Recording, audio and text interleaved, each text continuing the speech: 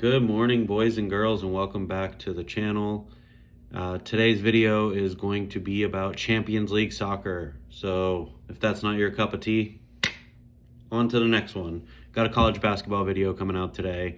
It's Wednesday, February 26th, I want to say is today's date. 25th. I'm losing track of time. This stuff's flying all over the place. Haven't seen you guys in a while. You haven't seen me in a while. And here I am to try and win you some money today. Soccer, or football, as most of the world calls it, is a very tough sport to handicap. But when you get into these situations where you're in a big tournament like Champions League, today we're looking at the second leg. And what that means is these teams have already played each other last week. They play a home-and-home series, and they go off of an aggregate score. So meaning if you won 1-0 last week and now you're playing, the other team is down 1-0, not on today's scoreboard, but in the overall matchup. And so then that team has to come back and at least win by 1 goal. And then there's tiebreakers and things like that at that point. So it gives us, from a betting perspective, a really, really easy angle to kind of look at these games and say, all right, what do these certain teams have to do to advance to the next round? And what do the teams that are already winning need to stop from happening to advance to the next round? So it kind of sets up exactly what you know needs to happen. It's very unique in this sport because every other sport, points don't really matter as far as advancing, unless we're talking about like a week 18 NFL game and points never really even come into that anyway. So it's a really, really unique situation. And for me, not the easiest thing to handicap, but I like to know that this is the best scenario for handicapping a sport and that you know the outcomes that are needed. So let's hop into it. Yesterday I did well, sent a couple of my buddies some parlays that I liked, and it hit. And it was the second leg of the first 8 teams. This next set of 8 teams that are playing today, it's their second leg. So I'm just piggybacking off of how well yesterday went and kind of looking at some of the same scenarios. So first game is Atalantia is hosting Borussia Dortmund. Atalantia, almost spelled like Atlanta. Lots of people call them that. As an Italian club, they're pretty good. And Borussia Dortmund is a German team, Bundesliga, and they've historically done well in this tournament. Dortmund won the first game at home, 2-0. So that means Atalantia needs to win by at least 2 goals to force some sort of tiebreaker, which really puts Dortmund in an advantageous position. Atalantia did not create a lot of opportunities to score in the first game. I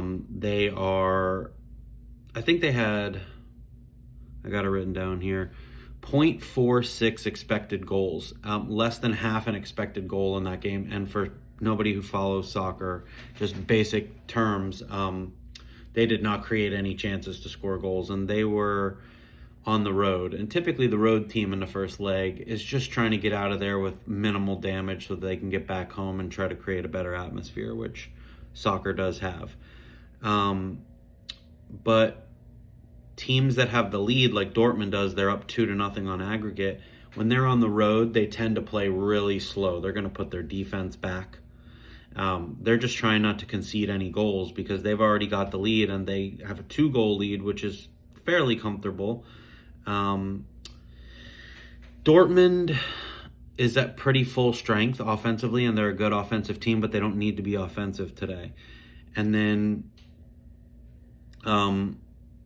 Ketelere is out, and Raspadori is out for Atalantia. So 2 of their decent offensive players are not playing in this game, and they need to score.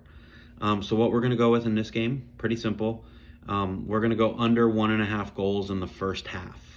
So what I expect is Atalantia to come out, and they're not down 3-0 or 4-0, so they don't need to wildly get out of character, but they need to try to put one in the net, maybe in the first half. And Dortmund is the complete opposite. They need to just sit back and play defense. They are not a defensive team.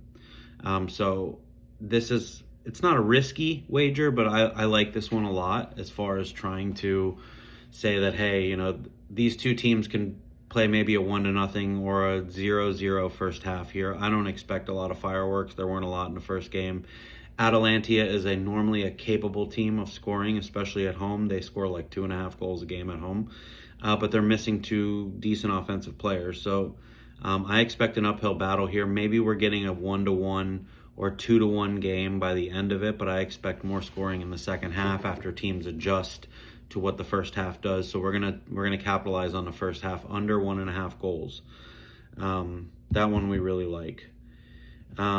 Second game, we are going to go, well, we're going to stay in Italy. Juventus, which if you know soccer, you know Juventus. They, to some people, shockingly got their butt kicked 5-2 by Galatasaray. I've been watching soccer forever. Galatasaray is a Turkish club that is notorious for buying older players. And so they field a team that, if you look at the roster, is very solid usually. A lot of players that may be slightly over the hill, not ready for the MLS yet, but still can compete in Europe, and they get paid a lot of money to play over there in this Turkish league, and they are always in this tournament because they dominate the Turkish league. They won 5-2 at home. Juventus' defense, historically really good, porous as hell. So they give up a lot of goals. They clearly gave up a lot of goals in this first game. So now they have Galatasaray's got a 3-goal lead. That normally looks like, hey, 3-goal lead, insurmountable. We're just going to sit back and play defense. The problem is Galatasaray cannot play defense. They don't know how to. They are an offensive club. So Juventus needs to score a lot of goals. Galatasaray doesn't know how to stop people from scoring, but also doesn't know how to stop trying to score themselves. Juventus has a bad defense. What are we looking at here? Normal conventional wisdom would say, let's go for an over. I don't like doing that in soccer because I can't count on, like, the value is like, 3.5 goals, we need an over. I don't know that I really like that too much. Galatasaray is 3-0-1 in their last 4 games against Juventus, so they've won 3 and drew 1. So Juventus has really got an uphill battle here in this game. What I like in this game, and this is going to be a 2-leg portion, I like both teams to score, obviously. And then I like Juventus over 1.5 goals. So I don't care about the winner. I don't care about the total goals in the game. And we need both teams to score a goal and Juventus to score 2 goals. They're down by 3 goals and they're at home. They're going to score 2 goals. That's pretty simple. Do they win 4-0? No. Galatasaray can put a goal in on them as needed. And as what you learn about aggregate games is that, let's say Galatasaray gets down 2-0 in the first half to Juventus. So now on aggregate, it's 5-4. Juventus is knocking on the door. They put another goal in, and now they're up 3-0 at home, and things get really dicey. So Galatasaray can't just sit back and play defense. Maybe initially they can, but if Juventus gets rolling at all, they can't. And Juventus should have no problem putting in those 2 goals. Maybe it comes in the second half that they get to that second goal, but by then Galatasaray will have to force play on the front foot, as they call it in European soccer, and they will have to be an aggressive team. And what happens, especially in soccer, is if you're down, you're going to play very offensive, and what that leaves you is very vulnerable defensively to the counterattack. Galatasaray is certainly capable of putting in a single goal, so I'm looking at this game to be maybe 3-2 Juventus, 4-1 Juventus. Probably not. Galatasaray should be able to put in a couple of goals if it gets that dicey. But I expect a higher scoring game here with both teams scoring. So that's where we landed on that number. So those 2 games I like. Just forewarning, I put all 4 of these into a parlay because why not? It's like plus 750. But this is just touching on each game. Third game, a team, again, everybody is familiar with. This is the European champion. This is Paris Saint-Germain, PSG. They are hosting Monaco. Monaco is in the French league with them as well. So these teams are very familiar with each other. The first game was 3-2. PSG won that first game. They were down 2-0 to Monaco, so Monaco is definitely capable of putting in goals. PSG is a very offensive-minded team. Being up 3-2 at home, clearly with a very slim margin, I don't think they're taking their foot off the gas. So I expect PSG to be able to score. But also when you're down, again, as you guys have learned now watching 10 minutes of this video, Monaco is going to be on the front foot as well. They need to try to score. They know that PSG is going to score, so that means they need to give an all-out offensive effort, which means they should be very open at the back end for PSG to score, but also they're going to commit a lot of players forward to try to score themselves. So we're going to land on both teams to score in this game. There's not really too many notes on this game. These teams know each other really well. The scoreline is very tight. The home team is winning on aggregate, but it's very close.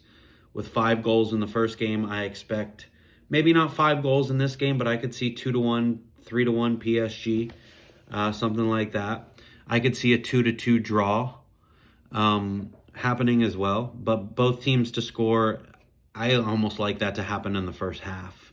I think Monaco is going to come out very aggressive, which is going to lead them to be very open at the back for PSG to score. If PSG does take any sort of lead in this game, I expect Monaco to send everyone forward and just attack. Usually that's going to leave them vulnerable to get down maybe 2-0 or 3-0, but I expect them to get some sort of goal. If PSG goes up 2 or 3-0, they're going to kind of relax. And that kind of creates an ability for Monaco to score there too. So I love that one. And then the last game, the most famous team in the world, probably, Real Madrid. They are at the Bernabeu. They are at home. They played Benfica. Benfica is a Portuguese powerhouse. If you know anything about Benfica, they are like Galatasaray that I mentioned before, like Galatasaray Junior. They buy a lot of older players. They like a lot of European style players who are very familiar with this format because they have very little trouble winning their league. If you win your league, you get into Champions League every year. Champions League is the big tournament of all the European quality teams playing each other. And Benfica is always in this tournament. They always make it to this round where they are in the knockout round here. And they find themselves in a good position. They're down 1-0 to Real Madrid. Madrid had plenty of chances.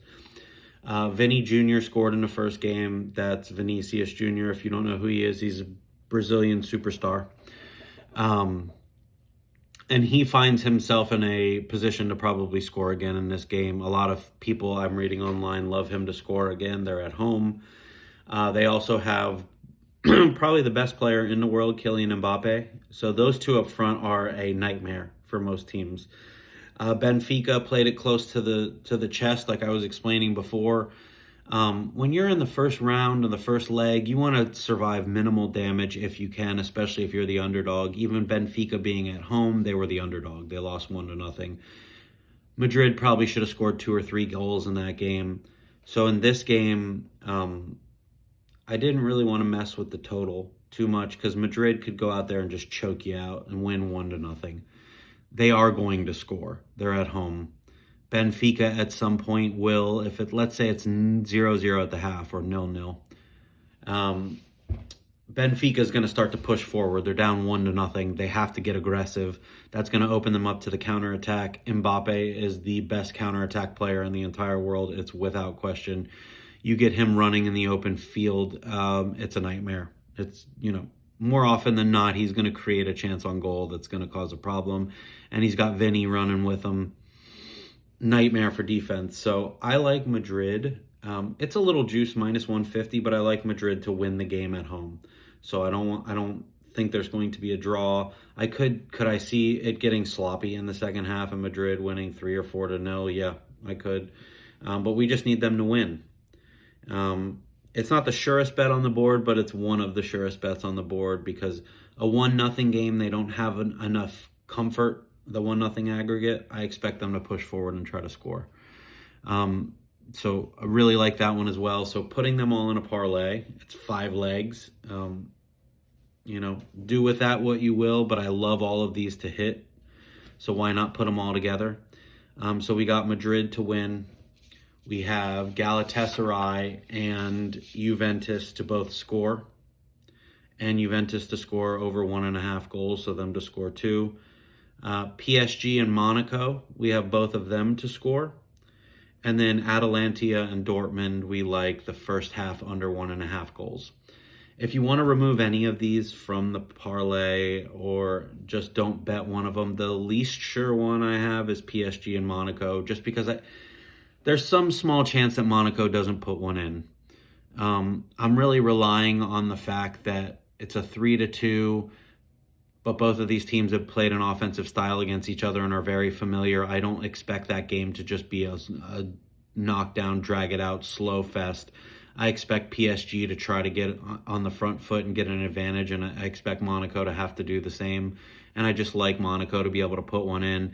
If we see Monaco score early, this bet is a lock, just because it'll be 3-3 on aggregate at that point, and PSG will not lose this leg. They will put all their firepower forward, and they will score. So that's the most, possibly unsure leg, but I still like that one to hit. So thanks for tuning into the video. We're going to try to get back on track with doing these videos again. This is a time of year we love. We got Masters Golf coming up, obviously, NCAA tournament. Love, love, love. I'm going to get to college basketball videos basically every day again. And we'll see how this one turns out, and we'll see if we can get ourselves into a round of 16 videos, which is the next phase of this tournament, coming up here soon. So take care, guys. My name's Derek, and I will catch you on the next one.